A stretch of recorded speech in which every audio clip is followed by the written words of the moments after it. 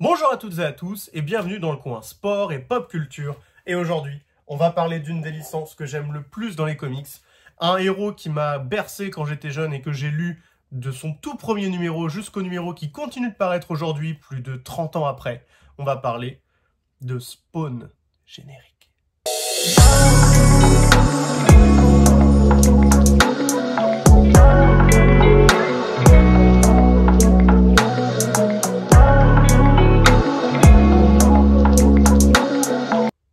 Donc Spawn, c'est qui, c'est quoi? Spawn, c'est l'invention ou la création d'un auteur qui s'appelle Todd McFarlane. Todd McFarlane, qui c'est? C'est un dessinateur star des années 80, enfin des années fin 80, début 90, qui va co-créer le personnage de Venom. Du coup, quand il va créer le personnage de Venom, il va très vite se rendre compte qu'il va avoir aucun droit dessus. Et il va être relativement chafouiné par cette situation parce que il trouve que ce n'est pas juste de ne pas être propriétaire des droits. Pour vous donner un ordre d'idée comparatif avec un film récent, le Soldat de l'Hiver, qui est un personnage qui a eu un film quand même avec Captain America et qui a eu une série, il a été créé dans les années 2000 par Ed Brubaker, un autre auteur, qui n'a quasiment rien touché pour cette création.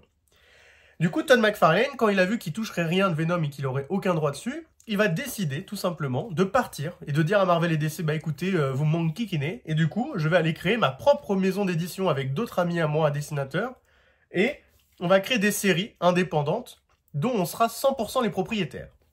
Et c'est dans ce contexte-là qu'au début des années 90, en 1992, jadis, Spawn est né.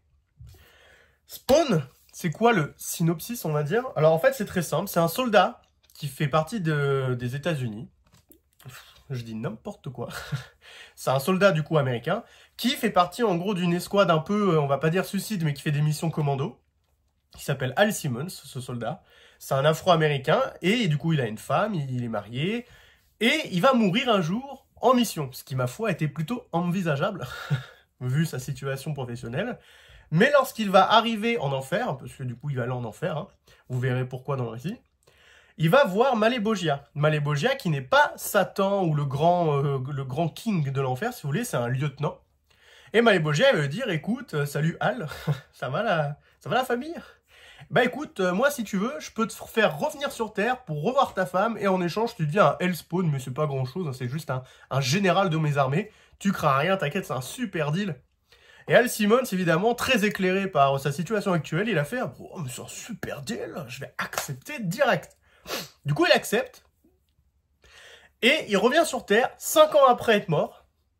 Sa femme, elle s'est remariée avec son meilleur ami, et elle a eu un enfant. Et lui, il est revenu avec une tête cramée, avec un costume symbiotique dont il ne peut pas se séparer au départ, et il est SDF.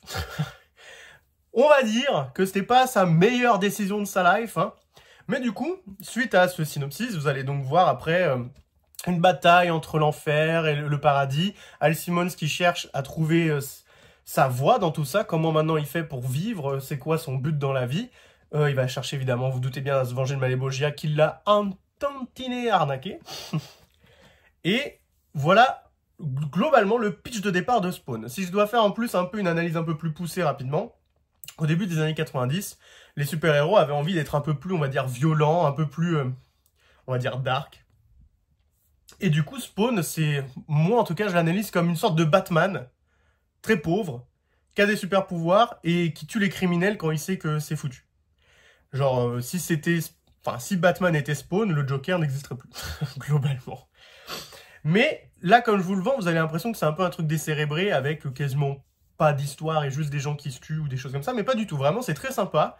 Ça alterne plein d'arcs narratifs différents, que ce soit parfois des enquêtes policières avec des personnages secondaires qui, eux, sont des inspecteurs de police, des histoires un peu plus, on va dire, oniriques, d'autres histoires un peu de guerre entre l'enfer et le paradis, d'autres histoires un peu plus intimes avec sa femme. Donc vraiment, ça alterne plein de choses. Spawn, c'est vraiment, moi, en tout cas, une saga que j'aime beaucoup. Et il faut savoir qu'aujourd'hui, on en est au numéro 350 en VO qui sortira en janvier, ce qui fait de Spawn la série indépendante la plus longue de l'histoire des comics. Et c'est un exploit en soi, et du coup, il faut dire félicitations quand même à Todd McFarlane d'avoir réussi tout ça. Mais du coup, maintenant, on va arriver au cœur du sujet quand même, parce que Todd McFarlane, à la base, c'est un dessinateur. Et du coup, on va aussi parler des éditions de Spawn, de comment elles sont, comment elles sont trouvables aujourd'hui. Donc celle-ci, celle que je vous montre en premier, c'est une édition spéciale qui est encore trouvable, il me semble. Hein. Il me semble qu'elle est à peu près à 35 €, je crois. Où dedans, vous avez les 15 premiers numéros. Et vous pouvez du coup voir l'origin story de Spawn, les premiers dessins. Et pour vous donner un ordre d'idée de à quoi ça ressemble Spawn. Voilà, Spawn, c'est ça. Alors, moi, je trouve ça absolument incroyablement beau. Je suis absolument fan du trait de Todd McFarlane, que ce soit dans Spawn ou même avant dans Venom. Hein. Vous voyez, c'est vraiment une classe infinie, Spawn. Donc, voilà, c'est les 15 premiers numéros, vous voyez, du coup, le personnage de Todd McFarlane, son origin story, et comment il évolue. Vous voyez, hop. Ça, du coup, c'est pour l'édition spéciale. Mais globalement, si vous ne la trouvez pas, ou si vous regardez cette vidéo à un moment où cette édition n'existe plus, ce qui est fort probable, hein, d'ailleurs, elle était vraiment très belle, très qualitative, tout ça, en VF, Delcourt a décidé de sortir, du coup, en intégrale. Donc ça, c'est la première. Voilà, la numéro 1. Où vous allez voir, on trouve les mêmes pages que dans l'édition spéciale, à quelques exceptions près. Vous voyez, je peux vous remontrer celle-ci, par exemple. Qui est en général vraiment le... Vous la voyez au bout de 3 pages, hein, c'est pas un spoil du tout. Donc voilà. Ce qui est incroyable avec Spawn en France, c'est que c'est intégralement trouvable. C'est-à-dire que le numéro 1 jusqu'au numéro 305... Bon, pas 350 encore, mais ça arrivera. Globalement, c'est trouvable. Vous avez les intégrales Spawn qui vont du numéro 1 à 22. Là, vous avez, on va dire, le premier arc jusqu'à la première conclusion que peut avoir Spawn avec Al Simmons. Ensuite, quand vous avez terminé avec, du coup, les intégrales, donc là, vous avez la première, par exemple. Là, je vous montre la deuxième. Je ne vais pas vous montrer les 22, sinon ça va être très long.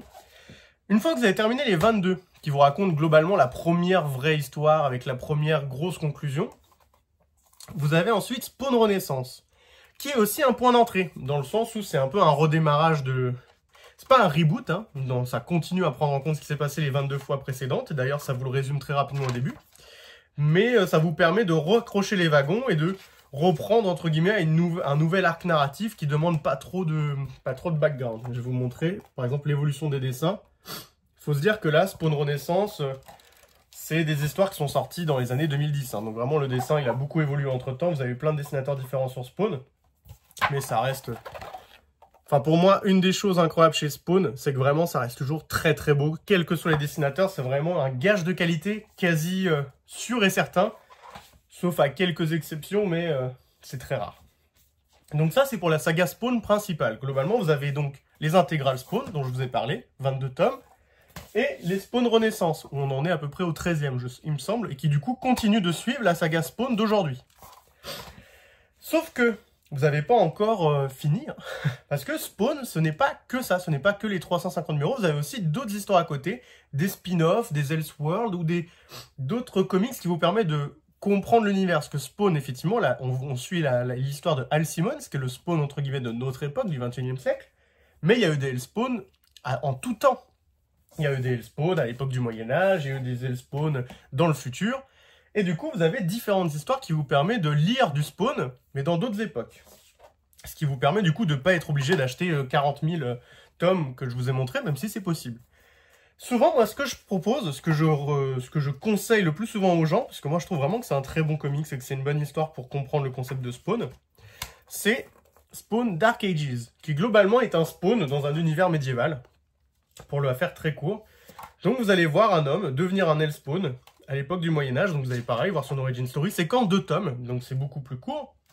C'est beaucoup plus pratique. C'est des dessins un peu plus dark, comme vous pouvez le voir. Mais ça reste encore d'une très grande beauté et d'une très grande qualité graphique. Hein.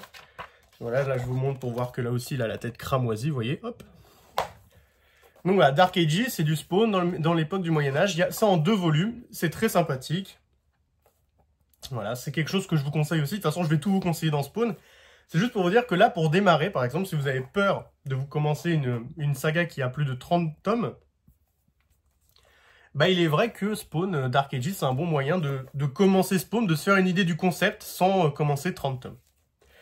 Mais ensuite, donc on a vu le Spawn du passé, il y a aussi maintenant le Spawn du futur, avec la malédiction de Spawn, qui, elle, parle d'un Spawn qui est né dans le futur, du coup, comme j'ai dit tout à l'heure. Vous allez voir du coup une nouvelle origin story d'un nouveau Spawn, avec des dessins ici vraiment très noirs, très durs, qui... Hop, vous voyez, il est là, le nouveau. Qui fait vraiment pas rire les mouettes, comme on dirait. Et en plus de ça, bon, alors cet exemplaire-là, il est un peu spécial pour moi en plus, parce que j'ai eu la chance d'avoir une dédicace de Paul Renaud dedans. Ouais, elle est très belle en plus, je lui en remercie si un jour il regarde cette vidéo. Voilà, pareil, la malédiction de Spawn. Alors très franchement, je trouve ça un peu moins qualitatif en soi que Dark Ages, qui est le Spawn médiéval. Et c'est pas ce que je vous conseillerais pour démarrer, mais ça reste sympa si vous aimez, si vous préférez le futur tout simplement au côté médiéval. Et ensuite, si votre délire c'est plus l'heroic fantasy, vous avez Spawn Godslayer. Donc Spawn Godslayer, c'est quoi? C'est tout simplement pareil, un Spawn, un peu dans un délire d'heroic fantasy, où il y a des dragons, des grands palais, des grands temples. Et pour vous le prouver, voilà, il y a un dragon. Ouh. Je vous spoil rien, en général quand je vous montre des pages, c'est des pages du tout début. Donc ça vous permet de pas trop vous faire spoiler par ce qui se passe. Et pareil, Spawn Godslayer, je trouve que c'est un super point d'entrée parce que bah, c'est qu'un seul tome. C'est une histoire complète. Oui, comme c'est beau. Ouais, vraiment, Spawn, c'est toujours beau. Hein. C'est vraiment une constante sur la série. C'est vraiment toujours beau. Donc Spawn Godslayer, pareil, c'est quelque chose que je vous conseille. C'est vraiment très cool. Et ça vous permet en un seul tome de comprendre le concept aussi très rapidement. Et enfin, je termine par les sagas, on va dire, spin-off dérivés. Donc là, je vous ai présenté que des spawns d'autres époques. Et là, je vais vous présenter des spawns, donc des séries qui sont en rapport avec la série principale, dans le sens où vous allez voir Al Simmons, donc le spawn principal, dans ces comics-là. C'est juste pas lui le perso principal. Ou alors, parfois ça l'est, mais dans un autre mood, on va dire. Là, par exemple, vous avez King Spawn, le tome 1. Donc là, vous avez encore Spawn d'Al Simmons, mais vous voyez une sorte de quête initiatique parallèle pour savoir qui va devenir le nouveau roi de l'enfer. Donc là, vous doutez quand même qu'il faut un peu de background dessus, mais en vrai, si vous le lisez aussi, vous pouvez prendre le train en route. Hein. Franchement, ça se lit plutôt pas mal si vous acceptez de ne pas avoir toutes les infos. Mais c'est vrai que moi, en général, je recommande aux gens de lire Spawn Renaissance au minimum avant de commencer King Spawn. Ensuite, vous avez The Scorched, l'escouade infernale, qui est, si vous voulez, un Avengers des spawns. Vous avez plusieurs spawns, comme ça vous le montre derrière.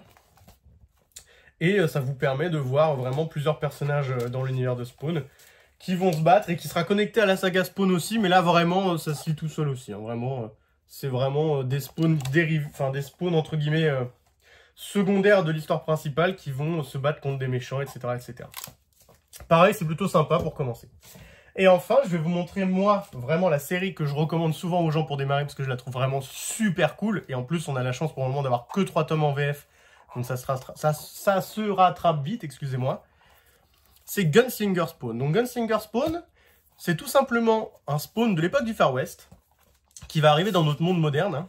Mais hop, un petit dessin. Et qui du coup va devoir comprendre comment il est arrivé dans notre monde moderne. Au début ça fait un peu un mood visiteur, mais pas dans le sens vraiment comique et un peu bête du truc, dans le sens où bah, il est complètement déconnecté de l'époque où il est, et il va essayer de trouver un moyen de rentrer chez lui. Mais vraiment, Spawn, enfin Gunslinger Spawn, c'est vraiment une saga qui pète vraiment la classe en termes de dessin, déjà. C'est vraiment beau. Et hop. C'est vraiment celle que je vous recommande le plus, elle est vraiment très bien. Alors je suis désolé parce que je sais que la vidéo commence à être longue et... Alors je me perds peut-être les pinceaux, enfin je m'emmêle un peu les pinceaux parce qu'il y a tellement de choses à présenter quand on présente Spawn. J'aurais peut-être dû faire une vidéo par série. Mais je voulais vraiment vous faire un tour d'horizon rapide de toute la licence pour vous donner un ordre d'idée de ce que c'est Spawn. Parce que Spawn c'est vraiment bien. Si je devais vous faire un résumé, donc je vous rappelle, vous avez la saga principale que vous pouvez trouver, il y a un tome 1. Voilà. Si vous voulez pas faire les 22 premiers tomes qui démarrent des années 90 jusqu'aux années 2010, vous commencez par Spawn Renaissance, c'est très suffisant. Si vous voulez pas lire la série principale parce qu'elle est un peu longue, ce que je comprends, vous pouvez commencer par du coup tous les récits un peu parallèles dans les mondes parallèles, donc dans le passé, dans l'époque fantasy ou dans le futur que je vous ai montré précédemment aussi.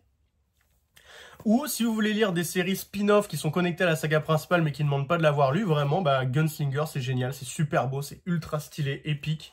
Et c'est plein d'actions, ça se lit super vite. Moi en VO je les suis aussi en même temps, c'est vraiment ultra classe. Donc voilà, Spawn, c'est vraiment super bien. Je vous ai pas tout montré parce que sinon vraiment la vidéo elle va durer une demi-heure. Et ce que je vous ai pas montré, c'est des choses qui existent dans l'univers de Spawn mais que je vous conseille pas de lire tout de suite de toute manière. Donc ça n'a que très peu de sens que je vous le présente au final. Moi, tout ce que je voulais vous dire, voilà, c'est que Spawn, c'est vraiment cool. Moi, c'est ma licence de super-héros indépendant préférée, en général, voilà. C'est la seule que je suis vraiment de fond en comble, quelles que soient les séries qui passent, et il y en a vraiment de plus en plus qui passent. L'année prochaine, il y a encore des nouvelles séries qui sont annoncées aux États-Unis.